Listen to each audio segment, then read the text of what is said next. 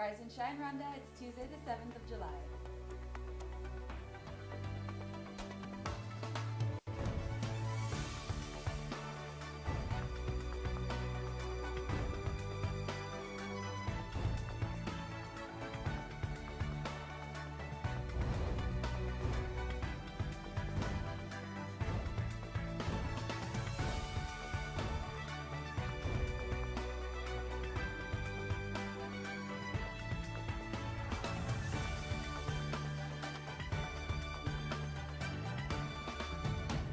Coming up on today's Rise and Shine Rwanda. The king is back, of the jungle that is. We have the journey of Akagera's newest roaring residents. Police Football Club ends a 10-year jinx. And a profile of two young ladies that have turned their love of their country into an art. Good morning, it's just after 7 o'clock in the morning and you're watching Rise and Shine Rwanda with me, Regis Isheja. And me, Makeda Mahario. Over the next hour, we'll be bringing you all the latest news, sports, and business headlines from here in Rwanda and around the world. And of course, the Rise and Shine team are with us in studio right now. Tell me what's going on in the world of sports, Arnold. Again, we're talking about two finals, the Peace Cup final and the FIFA Women's World Cup final. You should have watched some of them. Everybody was talking about it on Twitter yesterday. How do you know I didn't watch them? I'm How sure do you know? But you'll get after it. Right. Okay, good. And what about in the world of business? Saving the best for last. Oh, boy. Yeah, well, I get to tell you about Rwanda's new project to get more foreign investment, so that's going to be really good. And also, once again, it's time to share some business tips with Aquila.net. Good stuff coming on the show. Lovely, lovely. All right. Well, all that and more is still to come, but first, Rise and Shine, story of the day.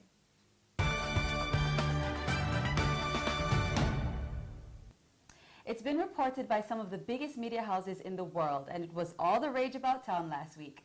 Yes, I am talking about the epic return of lions to Rwanda. For almost a decade, the king of the jungle has been absent from this country, but all that changed last week when Akagera Park welcomed 7 healthy lions to its pastures. Let's take a look. Years ago, the majestic lion roamed Rwanda free and in numbers. Since being declared completely wiped out in 2006 when the last lion was spotted, it seemed as if this was simply the end of lions in the country. But today, they're back, and thanks to a collaboration between the Rwanda Development Board, Akagera Park Management, Africa Parks, and Turbo King, the king of the jungle is back to reclaim its kingdom. Reintroduction of these lions means a lot to our country and to Akagera National Park. It demonstrates our capacity to manage a park. It's also a vote of confidence that our law enforcement is strong. In many countries, population of lions is declining because of illegal wildlife trafficking or illegal wildlife killing. So having these lions in this park, it means that through the partnership between Africa Parks Network and RDB, we have the capacity now to manage the park properly. The 7 lions, 5 female and 2 males, were donated by 2 different parks in South Africa, and I was lucky enough to follow the journey directly from the source. We started out at And Beyond Pinda Private Game Reserve, where the 5 females were coming from, and where the 2 males from another park would eventually join us. Well, I was approached by Africa Parks if we had any lions available to donate to Akagera National Park in Rwanda, and fortunately at the time I had 5 lionesses which I thought were suitable for reintroduction, and so gave a positive response. I was actually very, very excited that we could donate lions to Rwanda and obviously Akagera National Park. I think the lions here at Pinda are very suitable for reintroductions into new sort of national parks, and especially for tourists where there are tourists wanting to view them. We have a lot of visitors and tourists here at Pinda, and obviously our lions are very tourist friendly. You know, they are very habituated to vehicles. They don't run away from vehicles. So the lions, the 5 lionesses that are coming from Pinda to Akagera are very beautiful lions. They're very relaxed to vehicles, and I think they'll do very, very well there. I'm here on location at the Pinda Private Game Reserve, where 5 of the 7 lions who are coming to Rwanda are being tranquilized and prepped to start their journey back home. I'm so excited to be here. We're just steps away, excited and a little bit afraid. After being tranquilized, the lions were immunized against rabies and given a shot of long-acting antibiotics. We dewormed them from internal parasites, and we sprayed them for external ticks, fleas, lice, anything on the outside.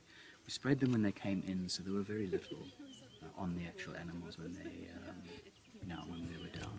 They've been fighting a little bit, so there's a few scratches and claw marks, so the antibiotic will take care of that. But very little actually in the way of injuries as such. But no, this went exceptionally smoothly. They're all looking really good. Yeah, I think it's absolutely fantastic that they're going to Rwanda. I don't think it could be a nicer place to send them to. And I'm looking forward to hearing how they go. Now our lions are prepped and ready to come to the land of 1,000 hills. After being loaded up and ready to ship out, the lions embarked on their journey to Akagera Park, traveling a whopping 46 hours from their departure to their release. I caught up with some of the park officials on their arrival. I think it's phenomenal. It's a huge step in reintroductions, big for East Africa, and it's nice that Rwanda is the forefront of it. There used to be over 300 lion here. You know, it's bringing back lions back to the dynamic of where they used to be, and it's going to add a whole different diversity to the park. We were pleasantly surprised to see the communities, actually thousands of members from the communities, lining up along the roads, welcoming the lions. Different school groups all along, producing their banners, welcoming the lions. So it really shows that, Mr. Mayor, the community is on board. They are welcoming the lions. They see the potential through conservation, they see the potential through tourism, and we hope this is the beginning of a really interesting chapter. With all the excitement, some skeptics made their concerns known on social media and at the press conference, questioning whether or not the community surrounding the park or even the lions themselves were safe. The lion is the king of the jungle. Everybody should fear it. It does eat other mammals, but it's not a mammal that is that dangerous, to be honest with you. It got wiped out, first of all, so it can be managed. It has huge potential for Rwanda. It won't have a negative impact on animal populations. We only brought the lions back as well because there's enough food. We wouldn't do if there wasn't enough food. Those mammal populations will still multiply. There will be plenty of food for the lion populations, of which hopefully also will be multiplying. So that shouldn't be an issue. We have a super equipped law enforcement unit that is in place, well trained, and it's been going on for a couple of years, like 4 now. We have experienced rangers on field, and in addition to that, normally you may ask why did the first lions get wiped out. It was because of animal-human conflicts that has been happening, killing people's cars and people paying back. So this time the park has been separated, physically separated from the communities by the electrified fence, of which we maintain on a daily basis, and we think it's going to work very well for us. One thing I didn't mention earlier is that these animals are collared.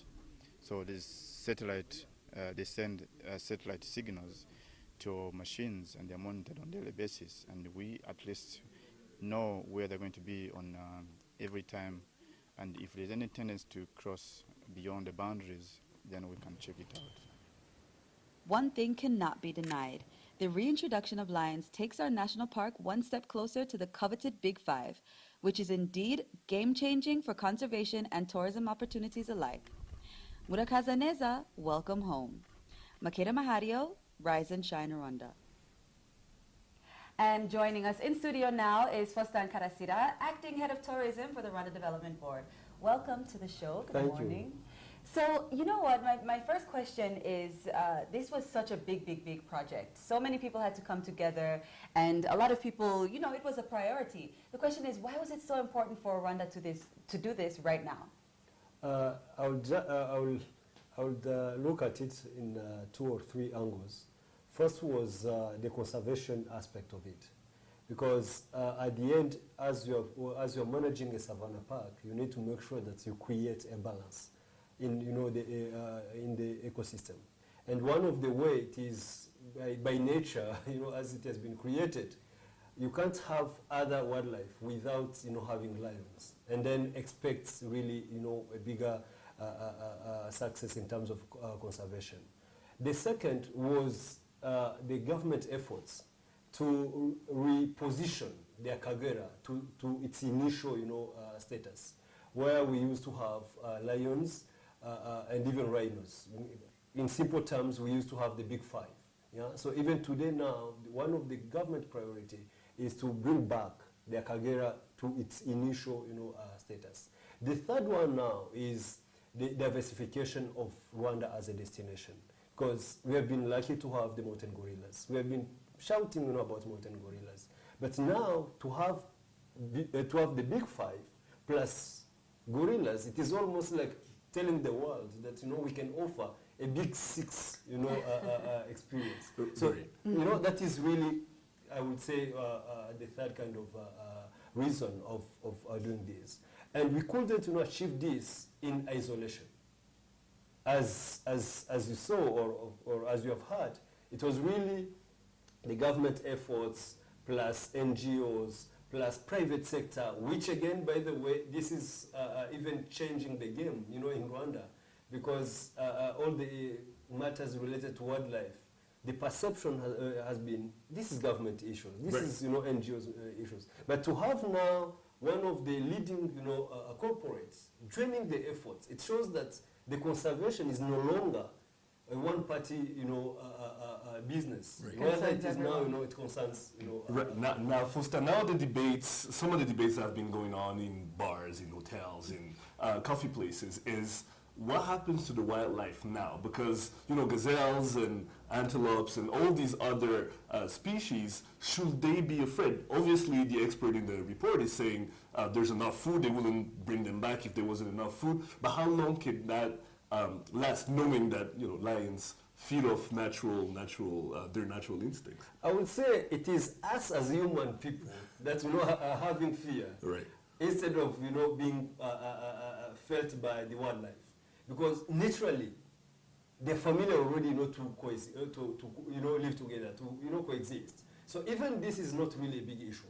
The second, when we look at the trend in terms of the growth of, like buffalo, Right. it is really not tremendous. But without lions in, you may just keep, having other, wildlife increasing in size, which you cannot even, manage later. But by having lions, trust me, this is, a nature phenomenon, Right. which is going to regulate itself without, even, let's say, gazelle or zebra or giraffe, having fear. Right. I saw some of the cartoon, in one of the,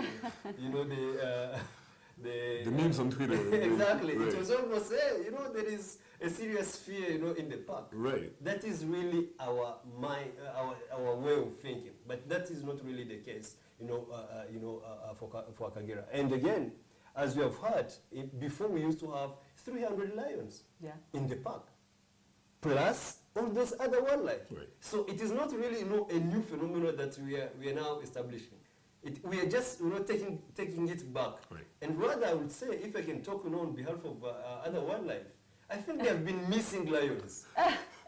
They need something to do. Exactly. Right. They haven't been running enough. They haven't been. The adrenaline. Exactly. So you could even, there is another cartoon that I read, I followed on Twitter. It was, hey, how fit are you to welcome, the lions? And right. others were, hey, we need to see you out of, the quarantine, Right. 14 days, because we need now to start, playing, some games. So I would really say there is nothing that should bring the fear. Right. What is there? It is nature. It's safe. And they will really, They're coming back home at the end of the day. Exactly. So I wanted to know, so when I was in South Africa, I heard that lions, they reproduce very quickly and a lot. So it's very easy to get quite a number of them. Do you think that it's possible that maybe one day we can be donating lions to another park? No, you see, lions are not different of cats. They're almost the same. And we are already, well prepared. in case we manage, to get more, we are really ready to support other countries. Because when you look at the trend today, lions are being killed in many countries. Right. And in few years to come, the same way we received, from South Africa, it is the same way we are also ready to support, other national parks in order to maintain that, ecological balance. So we are really well prepared for that. Even when you look at, our purpose, the concept and, the whole plan, it is really already, included. Right, Now, right, I know absolutely. Makina's probably going to tell me to stop one last But little we thing. do really have to stop. Okay, all right. But we do have so many more questions. And it's too bad Absolutely. that we can't That's a ask them. great report. That's, Makina, that's Thank you very award much. winning right there. Thank No, you. by That's the way, pretty I good. feel the real place to discuss, those other questions should be in the Akagera National Park. Right. Yes. So We should visit and get our questions answered. Even Right. those who Part are, two. having fear, Right. we really welcome them to the Akagera Park so that, we can have the debates And while, address it. seeing the lions. You know what, and, Makena? You know what has to be cool right now? What? Working at RDB and planning the marketing schemes and how to attract For the sure, for tourists. sure, we for welcome That's- that idea. Right, Thank right. you so much Thank you for for that. joining That was us great. this Thank you. morning. And you are watching Rise and Shine Rwanda. Stay with us. We'll be right back. Here is to traveling and saving. Starting 1st of April to the 1st of June, travel with Rwandair and take advantage of our reduced fares and enjoy our world-class services in great comfort and safety.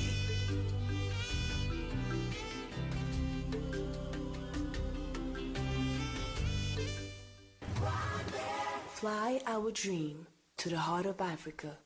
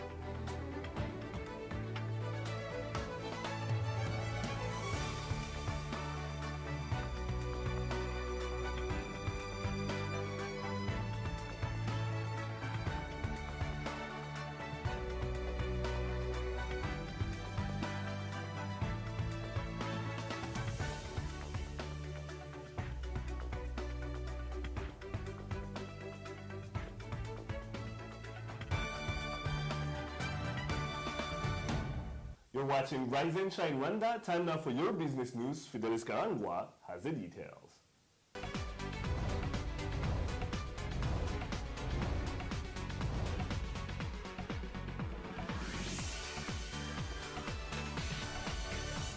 Business stories making headlines today.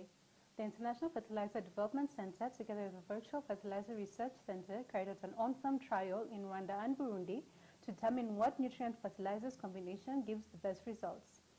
Since the introduction of the crop intensification program aimed at improving the agricultural productivity and farmers' livelihood, fertilizers used in Rwanda has jumped from 4,000 tons in 2007 to 22,000 tons currently. It is also expected that the country will increase fertilizer use to 45 kilograms per hectare in 2017, going up higher to 50 kilograms per hectare as set in Vision 2020. Rwanda's Finance and Economic Planning Minister, Claver Gatete, has said Rwanda wants to become the top regional hub for services.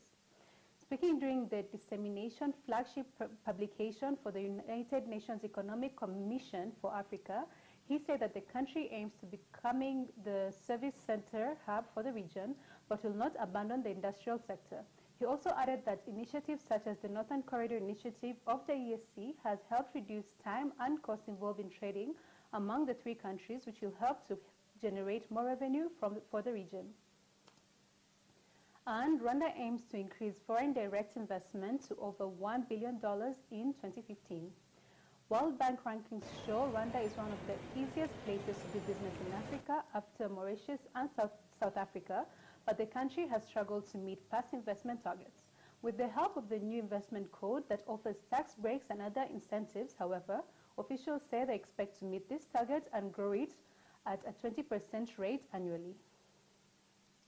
Now, as usual, it's time for a weekly review of what's making headlines on Okila.net. And once again, David Dusabirane is joining us in studio. Welcome, David, to the show. Thank you very much, Fidelis, for having me once You're again. welcome. You're welcome. Now, I understand this week you guys have something really good for people looking to, to go for jobs, out for jobs, seeking to start jobs very soon. What do you have on the website at the moment? Definitely we have some really good stories, and at Okila.net we are very excited to launch our hashtag Remake My CV Twitter contest, and basically you can win a free CV makeover, and all you have to do is tweet. So really? Yeah. Nice. And so we are doing this it's very easy. You just have to follow 3 different steps. And the first thing you have to do is to follow us on Twitter at Okila.net. And then the first thing you have to do is to describe your dream job in a tweet. And then the last thing you have to do is to tweet it by the end of this week. So with, of course, the hashtag Remake My CV. Okay. And so basically, if I send you my former old CV that has maybe a couple of information about me that you don't think is going to help me get my dream job, you guys are going to play around with my information, make it perfect for whatever dream job that I want to get. Definitely, if you get to be a winner, then we will send your CV to your dream industry, and then an expert there will conduct a total review and then give you some specialized career advice. Nice. Now, understanding next week's Okila.net, there's going to be a segment with people you need to know. So basically, if you're in business, these are people we all need to know. Tell us about at least one of those people that you're going to be featuring on the website next week. Yes. On our People to Know section, we are interviewing Eugenie Nyirambonigawa, who is Rwanda's leading female chef. So if you are an avid eater or you an aspiring cook, just like good food, like yeah, me. definitely. So, yeah, you won't want to miss this interview, definitely, because she's really a person who is passionate about cooking, and she's ready to make the Rwandan cuisine the best one. I also understand that she'll be giving classes, so for people who want to learn, she'll be doing that as well. Yeah, actually, she founded a company called Home Appetit, and so she's really giving these classes, and she offers catering services. So yeah, definitely this is a story that you all need to check out next week. It's definitely always a good thing to see a woman, take over the business world. Personally, it's really pleasing. Yeah. And I also know there's something else that you have planned coming up next week. So tell us, I understand you have like some tips for us. Tell us about that. Yeah, definitely. For our career advice section, then we go to provide some strategies on how to get to your dream career. So at Okila.net, we are passionate about helping people to polish their CVs, but one of the things that we've realized is that people really don't know how to end up doing what they are passionate about, or how to discover what they really want to do with their life.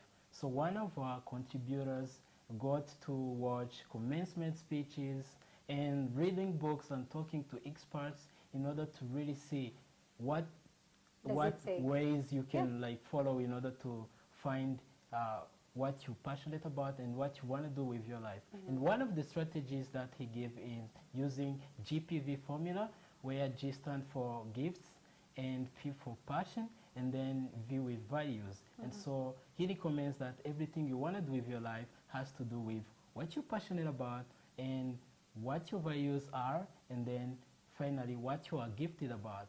So I think it's going to be really interesting, and we need to check us out for the big reveal. That sounds very interesting. I personally know I'm going to check that out for sure, and I'm sure even our viewers will do that. Thank you very much, David, for coming. Look forward to having you again next week. Thank you very much, Fidelis. You're welcome. Well, you're up to date today's business headlines. Sports news coming up next in just 10 minutes with Arno Pizera.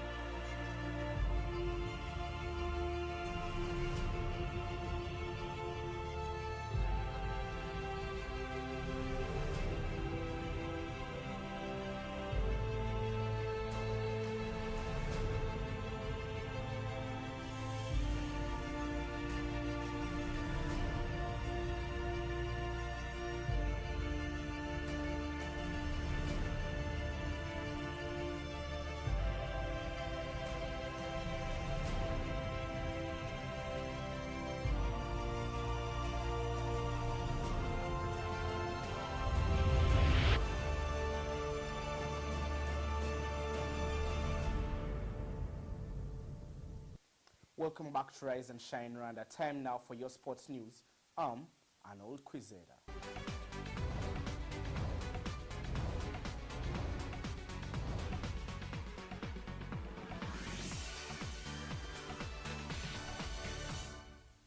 Starting with handball, APR and police handball clubs are set to renew their rivalry in this year's Handball Liberation Tournament set for today at the Kimisagara Youth Center. The two armed forces are set to be part of a 9-team contingent as they tussle out for one of the much-acclaimed titles of the year. APR were victors of the Genocide Memorial Tournament and will aim to make it 2 trophies in as many months. The female category participants will play against each other on a round-robin basis, and the best will be crowned champions, while top of Pool A and Pool B in the men's battle will meet in the final. Moving on to football, USA stand holders Japan in the final of this year's Women's World Cup with a thundering 5-2 victory in Canada. In front of a capacity sold-out crowd, the Americans had star striker Carl Lloyd to thank once again as her 16-minute hat-trick made sure that the Americans made up for their 2011 loss to the Japanese. Lauren Holiday and Tobin Heath made sure of the title with strikes either side of halftime. Ever since 2013, there has been a mixture of optimism and doubt regarding current police tactician Kasambugo, and his credentials were put to test once again as Police Football Club took on Rayon Sports Football Club in the final of this year's Peace Cup tournament at Amahoro Stadium. Coach Andre Kasambugo will surely go down in history as the man that helped break Police Football Club's deadlock of never winning a trophy in the club's 10 years of existence, but only in just his first 12 months. In front of a packed Amahoro Stadium, the law enforcers were up against a highly motivated Rayon Sports Football Club under the tutelage of former Amavubi midfielder Jean-Baptiste Kairanga. And as expected, the attacking trio of Jihad Bizimana, Pierre Quizera and Peter Otema caused problems for the police defense that had goalkeeper Mvuyekure Emre to thank for a number of saves that kept the scoreline goalless by the end of the first half. The tempo of the match seemed to shift towards the policemen as the game continued in the second half, with midfielder Imran taking control of the middle of the park, but no clear-cut chances were created. A seemingly now tired Rayon outfit were kept on their toes by the well-timed runs of Jackas to Isenge before being bowed down on the right flank for a free kick that was eventually flicked into the right-hand corner of Eric Yimiyimana's goal with only 6 minutes of regulation time still to play. Police held on for the win that not only made them the fourth team to win the Peace Cup, but also granted them qualification into next year's African Confederations Cup tournament. Arnold Kwizera, Rise and Shine, Rwanda. All right, Arnold, so your point of view is key when it comes to knowing which team is in form at the moment. Could we say that it's Police FC after winning this title? Of course it's Police Football Club, and kudos to that man, Andrea Kasambugo, for turning this team around. Earlier in the season, they were in about 8th place after the first 11 games of the season with only 14 points. And there had been question marks of, is he able to carry this team forward? Now, remember he took charge of this side just before last year's Sekafa Kagame Cup that was hosted by Rwanda, where they finished third. Now they lost to APR Football Club in the semi-finals at that time, and they had not beaten APR in the last 4 fixtures, ever since him taking charge, and that's the Peace Cup, the 2 matches in the league. But he comes forward and he gets over APR, not necessarily beating them over 90 minutes, but winning on an away goals rule after drawing 1-1 away to APR and 0-0 at home at the Stade Mumena in Kichuchiro. And Police Football Club were able to move on to the finals. Now, there were question marks about his tactics in the finals, especially with Mwemere being injured, the left back. But kudos to him for making that early substitution, because against Rayon Sport, the attacking try of Peter Otema, Jihad Bizimana, and the Burundian Pierre Kwizera, they were a threat to the extent that Mohamed, his right back, got a yellow card very early in the game, in about the 20th minute. Now, he took him off in the 25th minute, and that was a player who could have easily gone on to get a red card, bringing on Mugabo Gabriel, and Mugabo Gabriel did a superb job, especially going forward and nullifying the attacks. Now, Jacques Tuisenge was my man of the match, despite him not being given the accolade. But the defensive formation, because Police Football Club were looking like they were playing a 4-5-1, but their moment with Bernard on top of the axis. But the moments when they got the ball, they spread out into a 4-3-3, with Tuisenge and Bernard up front. And you felt they had mastered what their coach had talked to them about. Now, this was contrary to Jean-Baptiste Kairanga's team. Kudos that Rayon Sport went on to get to the finals, because Rayon Sport have been in disarray themselves this season. But then Kairanga gets the team into the final. They lost so many players in Forsted. They lost Abuba, their left back, to Sofapaka, because they're more or less an academy to Sofapaka, the Kenyan team right now. And Peter Otema, Pierre Kwizera coming in. Jihad Bizimana has had a fabulous tournament, and he had the goal of the tournament. But at the end of the day, the tactics of Andrea Kasambugo was enough to be too good for Rayon Sport Football. All right, let's move on to handball now. The big tournament is today. I mean, what are your predictions like? I think it's going to be again between the two teams, APR Handball Club and Police Handball Club, the two army sides. Police Handball Club have dominated handball for a very long time, but then I think the acquisition of Jean Bosco Uwachu into APR Handball Club from Police last season was enough, to make them contenders. And we saw that in the initial Kwibuka 2021 tournament, the Genocide Memorial, where APR, after about 4 tournaments, won their first tournament of the year. Now, are they going to be a threat? There's a lot at stake in this year's today's Liberation Day tournament, being that the winner gets to represent Rwanda at the Zone 5 Africa so there's a lot to play for. Volleyball Championship. So, yeah, I think it's going to be between the two handball teams, APR and Police Handball Club. All right, and finally, the United States women's football team made the U.S. proud. They won the FIFA Women's World Cup. What was your take on it? I think it was a perfect send-off for Ambi Wombach, the legendary USA captain, her coming on to play those last 20 minutes. She has not been the force that she used to be, but Lloyd, what a midfield maestro she is throughout the tournament. We saw her take the USA, that initial game against Sweden in the quarterfinals, her goal was the difference. In the group stages against Nigeria, because America was in the group of death, that game against Nigeria that they had to win to be top of their group, winning 1-0. Again, she was the difference. And her stunning the Japanese, because we thought this final was going to be a tight fixture, going by the final that was in 2011, where it ended 2-2 and it went into penalty shootouts. And most of the current American team were part of that 2011 squad. Right. But Lloyd put it beyond doubt, and that goal to complete the hat-trick, that from halfway the line, it was a stunner goal of the tournament easily. I think the United States were deserving champions. They have been at the forefront of women's football for a long time. For a very long time. And kudos to the Japanese also for getting into their second consecutive Absolutely. Thank you very much, Arnold. Thank you to Regis. All right, you're watching Rise and Shine Rwanda. Stay with us. News are up next.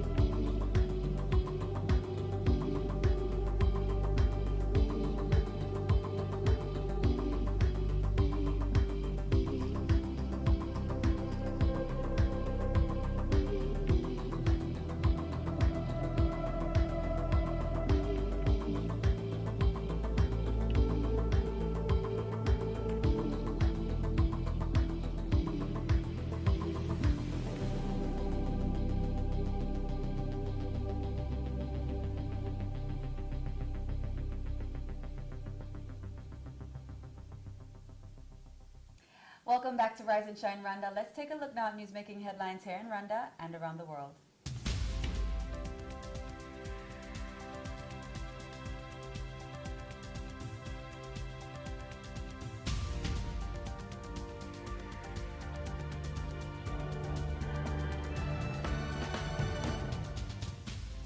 First Lady Jeannette Kagame has urged more support for girls' education as they have excelled in school and become role models for their community. The First Lady said this while addressing over 2,000 girls who had been previously awarded for their top academic performance by the Imbuto Foundation, which was hosting a special event to celebrate 10 years of inspiring Rwandan girls to excel in school. Top government officials attended, as well as foreign guests, among them Cherie Blair, wife of former British Prime Minister Tony Blair. During a panel discussion, the former First Lady of the UK told the gathering how she did not start out living a privileged life, but rather worked hard to succeed.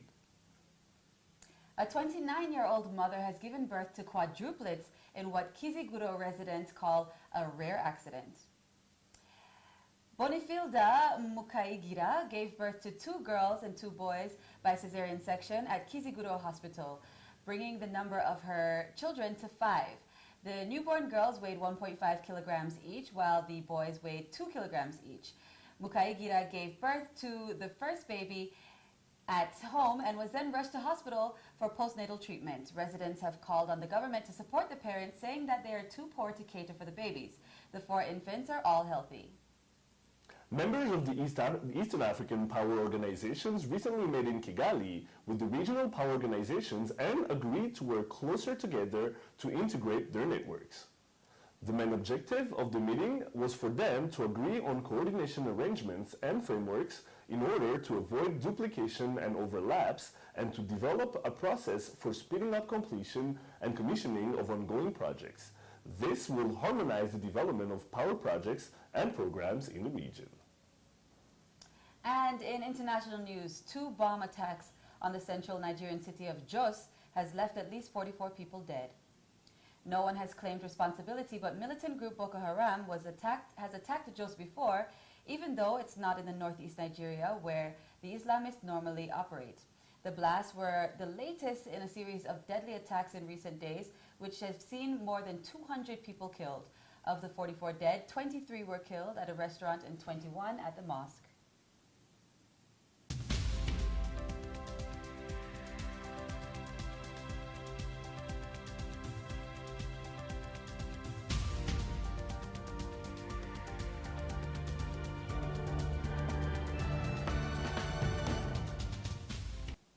Okay, lots more still to come. We take a look at what's hot right now in our daily debate section, Hot Topics. We'll be right back. Here is to traveling and saving. Starting 1st of April to the 1st of June, travel with Rwanda and take advantage of our reduced fares and enjoy our world-class services in great comfort and safety.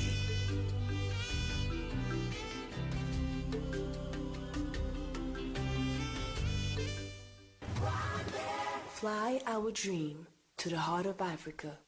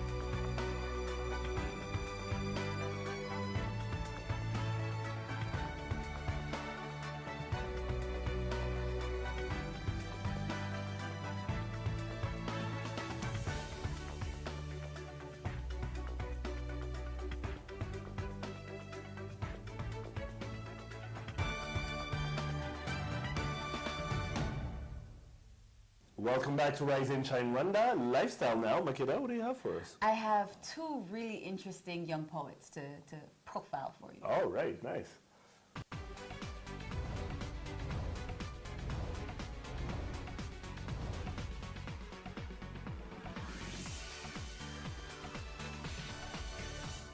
These ladies have got fans in high places. They're quickly becoming regulars at high-profile events where they're often invited to perform their thought-provoking and skillful poems. Allow me to introduce you to Angel Uwamahoro and Ines Giramata. Take a look. My name is Ines Giramata and I'm an artist. Rwanda is the white to our eyes, the black to our hair, the brown to our skin, and the red to our lips. Rwanda is not just a place, it is who we are. My name is Angel Uwamahoro, and I'm an artist. You make us so proud to be Rwandese, so proud that our bodies ache, itch, for us to tattoo it somewhere on our skin, in case you can't feel it from within. Ndi Umunyarwanda.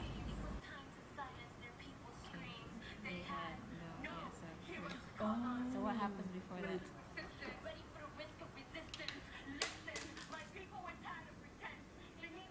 Maybe 8, 9 years ago, like in beginning of high school, in grade 7, I was just going through like a hard time, and then my friend introduced me to this really famous poet called Genetics, and then he said, you know what, you could write down the things that you feel, and then when you feel ready, you could like say to someone and just pretend like, I don't know, like it's like psychiatry. It's something for you to do. And then I got into it like that, and I started writing what I felt, what I wanted people to hear.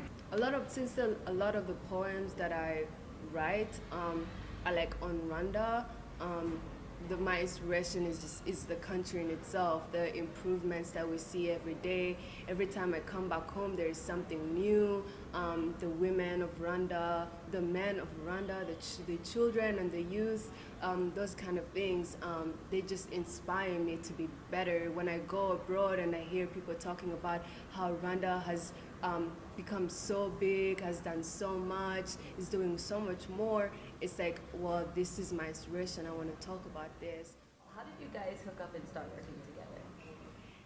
It was in the States, and we were getting ready to do the 21st commemoration, 20th commemoration of the genocide against the Tutsi, and we got a call from the embassy, and they wanted me to come up with a poem, but they said that there were some people who had already contacted them who wanted to get involved somehow.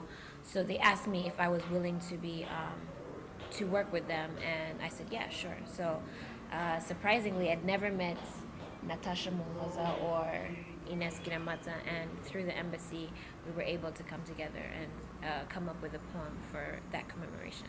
I learned so much from her, so it's in my best interest to stay with her so I can learn so much. No, but I feel like we worked so well together, and we all brought so many different kind of energies together, and we understood each other, and we just really completed each other, so there was no reason not to stay together. Listen, my people were tired of pretense. They knew the journey ahead was intense, but they disregarded their dreams. Joined forces and made teams. It was time to silence their people's screams. They had no heroes to call on, because Batman was too busy, and Superman was scared, and no one else cared. So we had to become our own heroes. Well, I'd always been active, I guess, as an actress, since I was a kid, doing talent shows and things like that. But I started writing when I was around 13, 12, and I never really performed my poetry. I just kind of used to keep it. And I remember at one point I was actually discouraged. Somebody read my writing and it's not that good.